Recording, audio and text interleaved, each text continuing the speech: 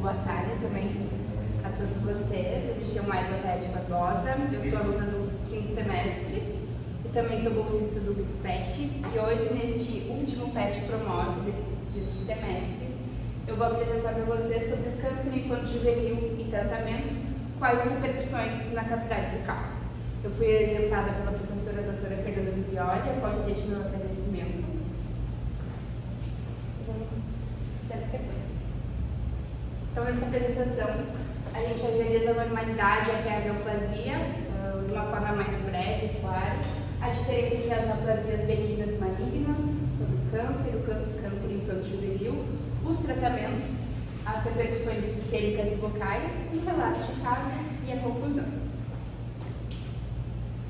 Então, no início do curso, a gente tem toda a base micro para depois a gente chegar no macro, né? Então, vocês sabem que nós somos organismos multicelulares, formados por várias células, que se organizam em tecidos e posteriormente em órgãos. E essas células, elas têm uma proliferação e uma divisão celular muito bem controlada. Só que esse controle, ele pode ser quebrado por alguns fatores, sejam eles fatores externos, como a radiação solar, as substâncias do cigarro, poluentes, álcool ou alguns vírus que acabam mutando o DNA, ou os fatores internos, então erros naturais de replicação, radicais livres, inflamação crônica, envelhecimento e também fatores hereditários, como as mutações herdadas. Certo, então a gente tem a célula e tem esses fatores que vão alterar e acabar mutando nossa célula. Normalmente, ao passar pelo ciclo celular, a célula nos pontos de checagem, essas células mutadas, elas acabam sofrendo apoptose. Porém, quando essas alterações afetam os genes que controlam o ciclo, como por exemplo os proto-oncogenes e os genes supressores de tumor, o ciclo acaba sendo alterado.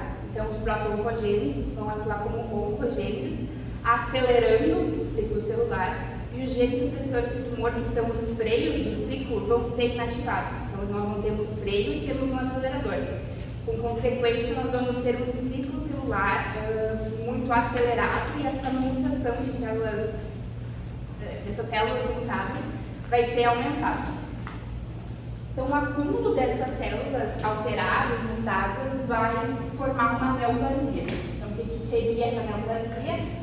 É definida como uma lesão caracterizada por proliferação celular anormal, descontrolada e autônoma, geralmente acompanhada de perda ou redução da diferenciação, resultante de alterações em genes ou proteínas que regulam a multiplicação e a especialização celular.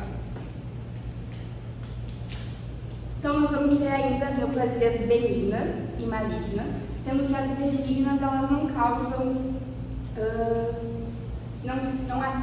não causam mal ao hospedeiro, né, ao paciente. Elas, às vezes, têm um crescimento tão lento que ficam por anos na pessoa. Então, ela tem um crescimento lento, ela é expansiva, encapsulada, então a gente consegue definir bem os limites da lesão. Ela tem uma maior diferenciação celular, uma monotonia celular, então as células são semelhantes entre si. A relação núcleo-citoplasma é normal e nós não temos muitas mitoses. Já na maligna, que essa sim vai causar danos ao hospedeiro, né, à pessoa, a gente tem um crescimento muito rápido em comparação às benignas. Elas são invasivas, então ela tem essa capacidade de formar metástase, muito pelo sistema linfático ou pela circulação sanguínea. Os limites são imprecisos, então nas neoplasias malignas nós não conseguimos definir aonde começa e aonde termina a lesão. Isso é um problema. As células são pouco diferenciadas, muito variadas entre si. A gente tem um hipercromatismo do núcleo, ele é mais escuro na coloração. A relação núcleo-citoplasma está alterada, então a gente tem um núcleo do tamanho do citoplasma e nós temos muitas mitoses atípicas. Então, o câncer nada mais é do que essa neoplasia maligna. Segundo o Instituto Nacional do Câncer, então, câncer é um nome dado a um conjunto de mais de 100 doenças e tem em comum um crescimento desordenado de células que invadem tecidos e órgãos. E quando a gente pensa da onde vem essa palavra câncer, né, vem do carquinos, que significa caranguejo em grego, porque Galeno, que era um médico filósofo grego, ao escrever um tumor de câncer de mama, ele achou que as veias e as ramificações lembravam muito as patas de um caranguejo. Só uma curiosidade. Então, quando a gente fala de câncer infanto-juvenil, são essas neoplasias malignas que acometem crianças e adolescentes de 0 a 19 anos. E quando a gente se questiona qual que é a causa, né, das crianças terem câncer infanto-juvenil, ainda não se tem certeza, é um campo ainda de muita pesquisa, mas está ligado muito às alterações do desenvolvimento celular, atrelada tanto aos fatores genéticos quanto a hereditários, diferente do câncer que a gente vê em adultos, que está muito relacionado aos hábitos de vida. E os tumores pediátricos, por mais que eles sejam mais agressivos, as crianças, elas têm uma melhor resposta ao tratamento. Isso se dá porque elas têm muitas células indiferenciadas e isso faz com que elas respondam melhor ao tratamento. Então, os tipos de câncer mais comuns durante a infância e a adolescência, a gente vê como, em primeiro lugar, a leucemia, mas também tumores do sistema nervoso central, os linfomas de Hodgkin e não de Hodgkin, o neuroblastoma, o tumor de Wilms, o retinoblastoma e os sarcomas, principalmente a radiosarcoma e o sarcoma. E os tumores que podem acometer a cabeça e o pescoço são os tumores do sistema nervoso central, o neuroblastoma, o retinoblastoma, os tumores ósseos, os sarcomas de partes moles e as neoplasias celulares germinativas. Então, o INCA, ele estimou que de 2023 até 2025, cerca de 8 mil novos casos de câncer infantil seriam diagnosticados. E no Brasil, assim como nos países desenvolvidos, o câncer se tornou a principal causa de morte por doença.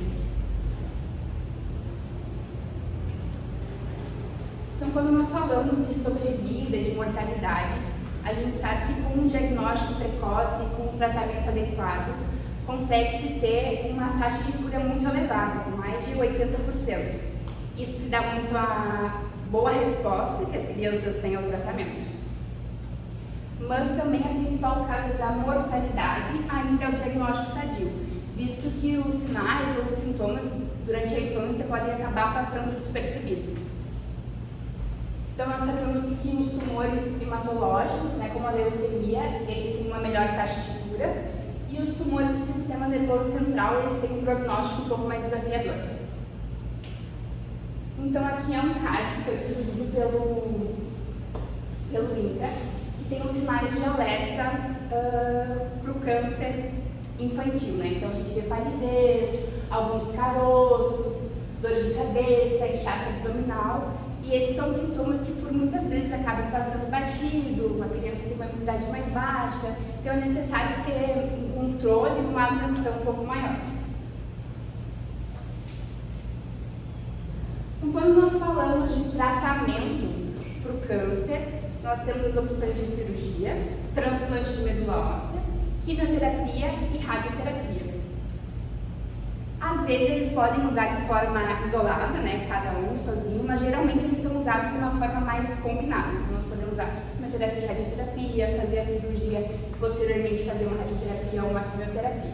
Então, agora nós vamos adentrar um pouco em cada um e saber as repercussões que cada um traz para a cavidade bucal. Então, quando nós falamos da cirurgia, a gente fala da retirada do tumor por meio de intervenção cirúrgica. Ela tem uma função muito curativa, principalmente quando diagnosticada precocemente. A gente consegue retirar bem o tumor e tem uma função paliativa, quando a gente reduz o tumor para alívio dos sintomas. Só que a cirurgia tem um porém, né? Vocês lembram que eu falei que a lesão do câncer, ela é infiltrativa, então a gente não consegue ver os limites. Então, uma lesão que muitas vezes era pequena, na hora da cirurgia a gente vai ter que ter margens de segurança. Então, essa lesão, às vezes a gente tira o dobro ou acaba tirando o triplo. Isso pode causar alterações fisiológicas e também mutilações, dependendo da área. Então a gente fala do transplante de medula óssea, é geralmente para as doenças hematopoéticas, então que envolvem o sangue, como a leucemia, o mieloma múltiplo, e consiste então a gente substituir a medula doente do receptor e trocar por uma nova medula que vai ser do doador. E essa medula ela pode ser de forma autogênica, então quando a medula vem do próprio paciente, ou alogênica quando vem do doador compatível. Ainda pode-se tirar células da retirada, células do sangue periférico, ou também do cordão umbilical. De que forma ela acontece, né? Então depois que a gente faz os exames de compatibilidade entre o receptor e o doador, se faz a retirada da medula do doador por meio de uma punção muito no osso da bacia. E o paciente receptor que vai receber a medula, ele precisa passar por uma imunodepressão do sistema. Então ele recebe quimioterapia e às vezes ele fica tanto sem sistema imune que isso também pode causar algumas outras consequências. Então, a partir do momento que ele passou pela quimioterapia, ele está apto a receber a medula, é feita a infusão. E as repercussões na cavidade bucal que a gente vai ter no transplante de medula óssea, basicamente são as que a gente vai ter também na quimioterapia, visto que esses pacientes passam pela quimio. Então, quando nós falamos da quimioterapia, né, são fármacos, drogas que vão entrar na corrente sanguínea, se espalhar pelo corpo e conseguir destruir as células tumorais. Essa quimioterapia, ela é aplicada no hospital, principalmente, de duas formas. Então, ou o paciente ele vai no hospital só para receber a quimioterapia e volta para casa, ou às vezes é necessária internação. Existe também a opção de ser somente via oral, que daí pode ser só em casa. Então, as vias de aplicação são a via oral, por meio de cápsulas, a via intravenosa, nas veias, a via intramuscular, a via subcutânea, do conjuntivo, a intratecal, que é direto na medula, e a via tópica. Aqui são os fármacos mais comuns usados na quimioterapia, mas nós não vamos adentrar muito nesse assunto, mas é o metotrexano, o 5-fluoroxil, a cisplatina e a ciclofosfamida, sendo essa última a principal associada às alterações dentárias. Então, os efeitos colaterais comuns da quimioterapia são a queda de cabelo, constipação, diarreia, enjoo ou vômito, hiperpigmentação da pele, anemia, que é a redução dos glóbulos vermelhos, a leucopenia, que é a redução dos glóbulos brancos, que são a defesa, e a trombocitopenia, que é a redução das plaquetas. E essa redução dessas células pode causar cansaço, fadiga, palidez. Então, quando nós falamos das repercussões da quimioterapia na cavidade bucal, nós temos a mucosite, que é essa lesão bucal dolorosa e debilitante. Na quimioterapia, 40% dos pacientes vão apresentar mucosite, e na radioterapia, 100%. E em pacientes pediátricos, estima-se que a ocorrência varia de 50% a 80%. Mas por que ela acontece, né? Nós sabemos que o nosso epitélio da mucosa ele vai sofrendo renovação celular, mas as células que estão perdidas, elas são substituídas. Só que quando a gente é exposto à quimioterapia ou à radioterapia, essa proliferação celular é diminuída. Então, a perda celular que nós já temos, ela vai continuar e nós não vamos ter essa reposição celular, essa proliferação.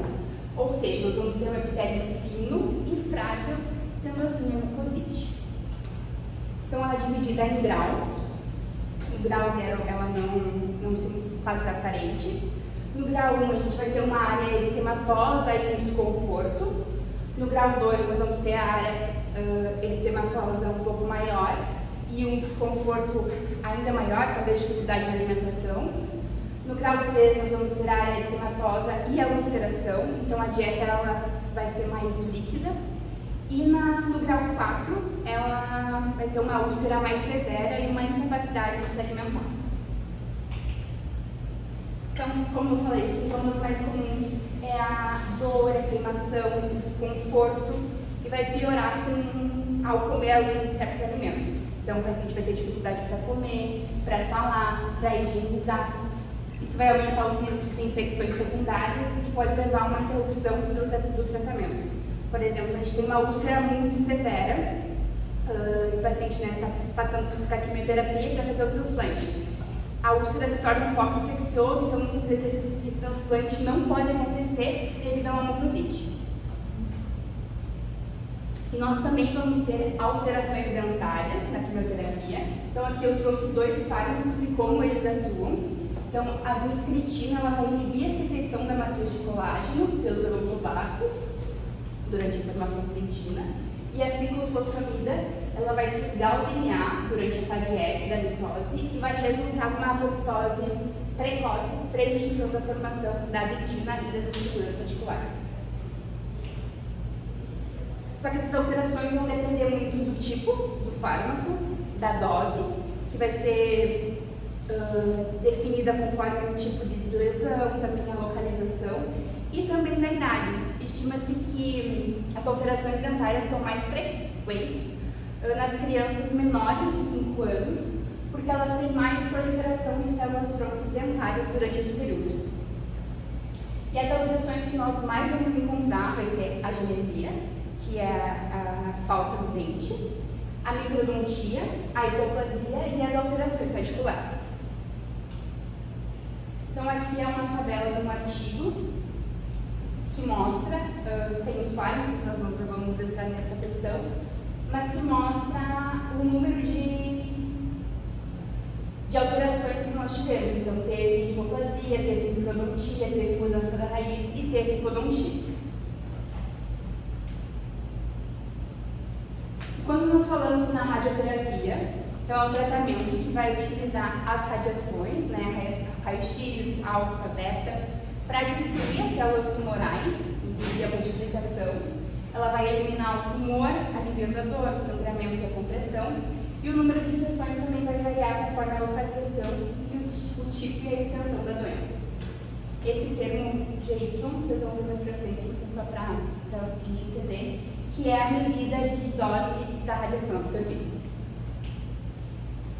Então, como radiação, nós temos 2 opções, que é a radioterapia externa, que a radiação então, vai ser emitida por um aparelho semelhante ao tomógrafo, vai ser direcionado diretamente na área tratada e as aplicações vão ser diárias de segunda a sexta. E na bracterapia, a radiação vai ser aplicada diretamente do tumor, isso às vezes vai precisar de anestesia, e a aplicação é semanal por cerca de 3 semanas. Então, os efeitos colaterais, nós temos um vermelhidão, um escurecimento e descamação da pele, queda de cabelos, irritação e sensibilidade e ressecamento, e vão variar conforme a área irradiada do corpo. E os efeitos específicos para a região de cabeça e pescoço, vai ter muita dor ou dificuldade para engolir, dor de ouvido ou até perda de audição, alteração na tireoide e risco de mielite, que é uma doença na medula. E na cavidade bucal, especificamente, a gente vai ter mucosite, a candidíase bucal, que é uma infecção oportunista, a xerostomia, alterações do paladar e as alterações dentárias. Então, agora um pouco sobre a radioterapia na cavidade bucal de uma forma mais específica. Então, a radioterapia, ela vai acabar destruindo os ácidos que estão envolvidos, né, na produção de saliva. Isso vai causar uma redução do fluxo salivar, uma hipossalivação, que vai ter como consequência a xerostomia no paciente, que é a sensação de boca seca. Então, ele vai ter queixa de desconforto, perda de paladar, dificuldade na faina de deglutição, e são usados para remediar esse desconforto, então estimulantes mecânicos, substitutos da saliva ou agentes sistêmicos. E a xerostomia ela tem como consequência então que ela aumenta o risco de doenças periodontais, de cárie por radiação e também de infecções bucais bacterianas ou fúngicas, como por exemplo a Candida albicans, a candidíase. Já a cárie pela radiação, então nós vamos ver lesões superficiais de forma generalizada, principalmente nas regiões cervicais, pelos dentes. E isso vai se dar devido a vários fatores, né? Então nós vamos ter alterações salivares, como a gente acabou de ver, uma dieta cariogênica, por muitas vezes esses pacientes acabam tendo muita dor, né, devido à mucosite. Então os alimentos mais macios são carboidratos, e também tem toda a questão de permissividade dos pais para essas crianças que estão passando um momento e acabam não tendo um controle da dieta. A higienização bucal dificultada, né, essas crianças que também, às vezes, uma mucosite muito grave impossibilita até a higienização, ou que estão internadas por muito tempo, né, elas vão fazer a higiene bucal da forma correta. Alterações do microbiota oral e também as alterações na formação e na mineralização do esmalte. Nós vamos ainda ter alterações crâniofaciais, né, que vai então ter uma hipoplasia e uma assimetria facial, que pode ser uni ou bilateral. Isso vai se dar muito pela lesão nos vasos sanguíneos dentro dos ossos, que vai ocluir o canal de Avers e vai perder osteócitos. E a reabilitação funcional e estética desses pacientes é bem desafiadora. Então aqui é uma foto de um artigo da faculdade, inclusive que a professora Fernanda e o professor Heraldo contribuíram, que esse paciente, se eu não me engano, ele teve rabdomiossarcoma em região de órbita, e vocês podem ver uma assimetria facial no lado direito dele, e aqui também uma diferença do trabeculado ósseo, umas áreas mais radiolúcidas na maxila.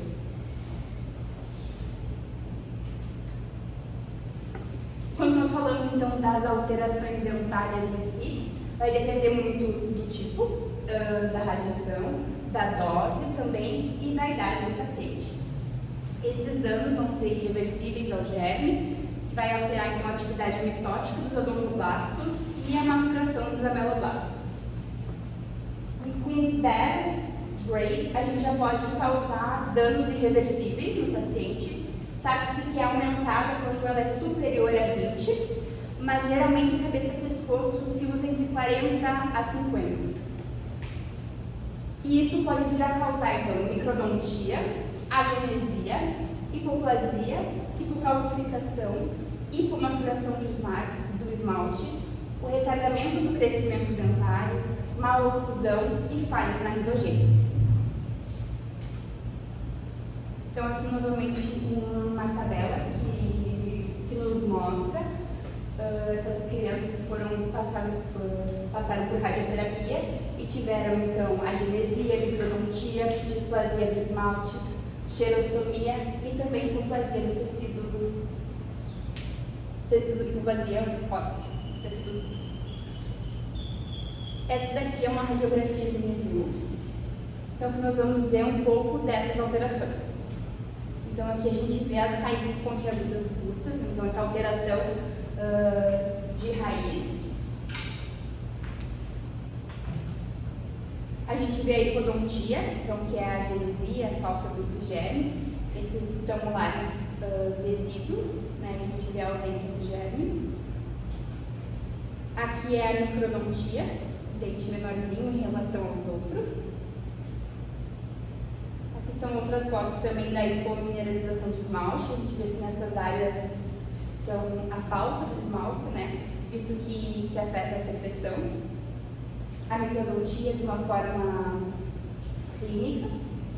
A gente vê também o desenvolvimento radicular alterado naquela outra. E a hipodontia, a ausência dentária. Então, esse é um relato de caso. Nós vamos conhecer uma paciente de sexo feminino, que atualmente ela tem 12 anos, mas aos 5 anos ela foi diagnosticada com rabdomiossarcoma. Ela passou por quimioterapia e radioterapia. Aqui a gente vê 45 Gray de radioterapia.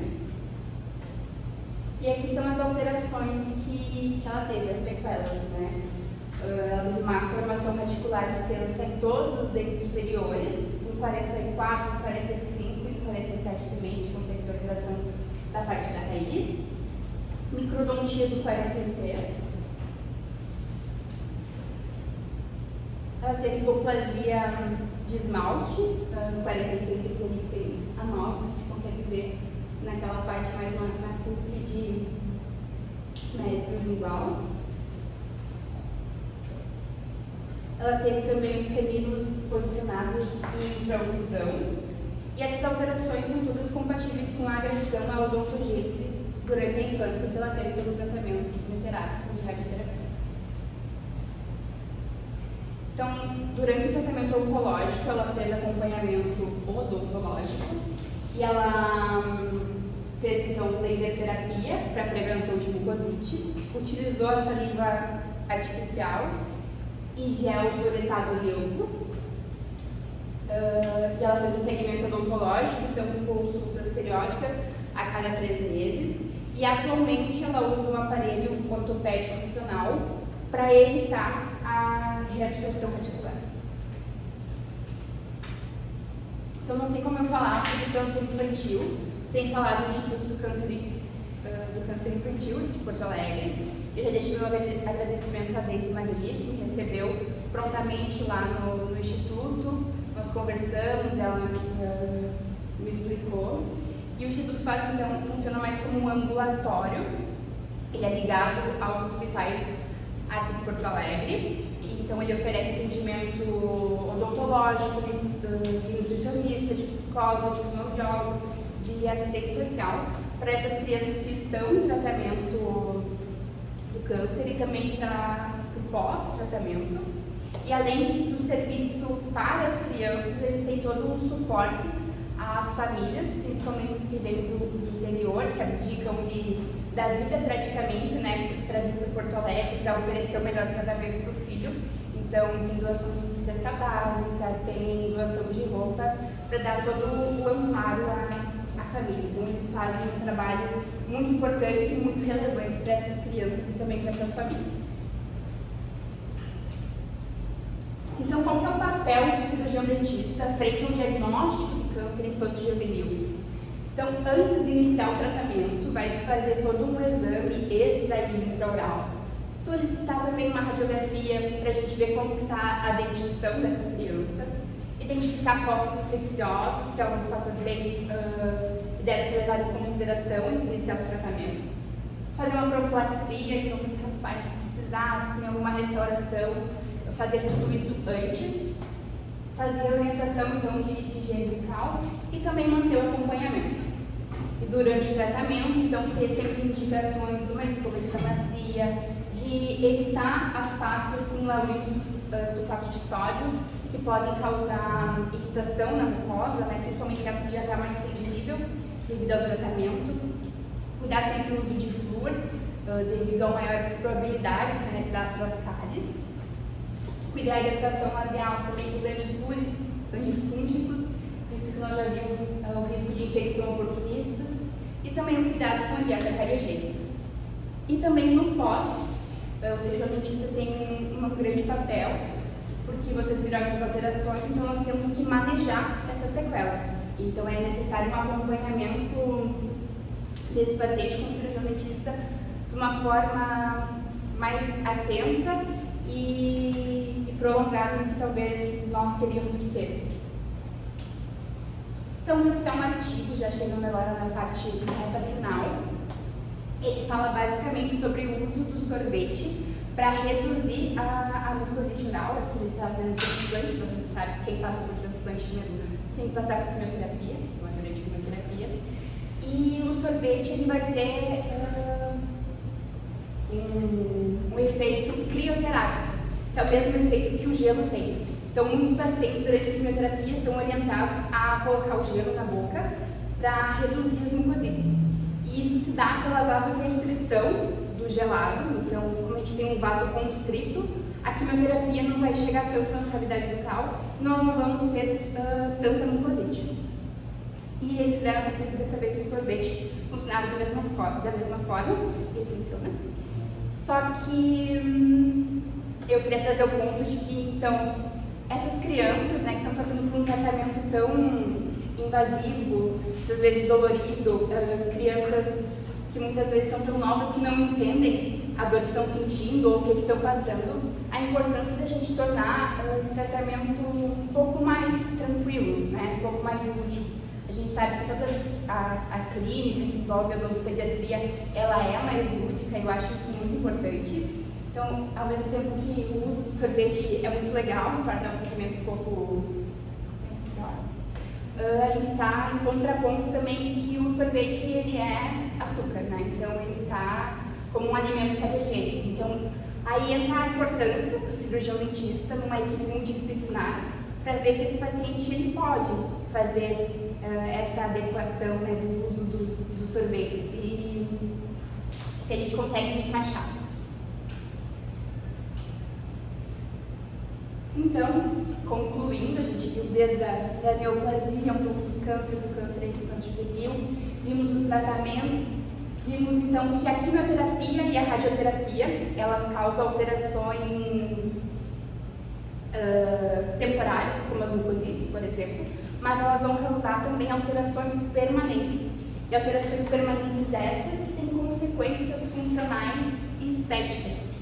Então é necessário um acompanhamento odontológico, tanto durante o tratamento quanto depois, principalmente, para a gente manejar esses casos.